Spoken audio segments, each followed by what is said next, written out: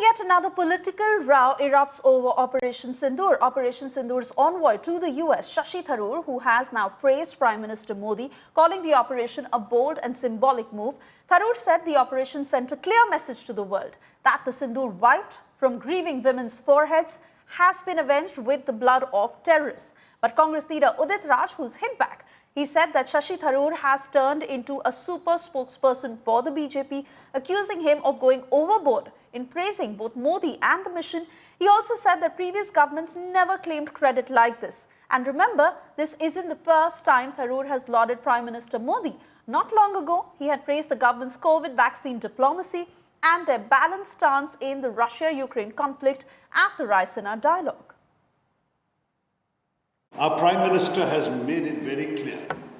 Operation Sindoor was necessary because these terrorists came and wiped the Sindoor off the foreheads of 26 women by depriving them of their husbands and their married lives.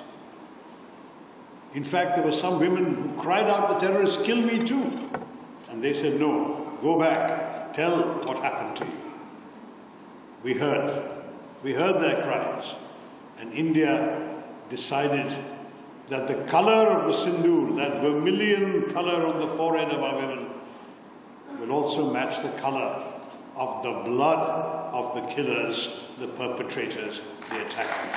Shashi Tharoor जी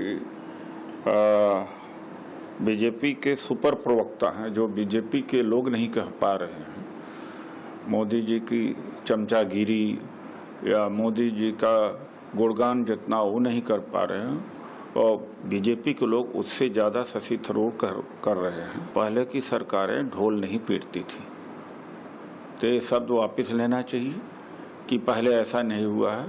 ये मोदी जी जैसा नहीं कि करेंगे नहीं और प्रचार करेंगे। I'm still wiping the egg off my face because I was the one person in the parliamentary debate who actually criticized the Indian position at the time, back in February 22, on the well-worn grounds that Espen will understand, because he and I talked about all this in my UN days, that there was a violation of the UN Charter, that there had been a violation of the principle of the inviolability of borders, of the sovereignty of a member state, namely Ukraine, and we had always stood for the inadmissibility of the use of force to settle international disputes, and all of those principles, I said, had been violated by one party, and we should have condemned it.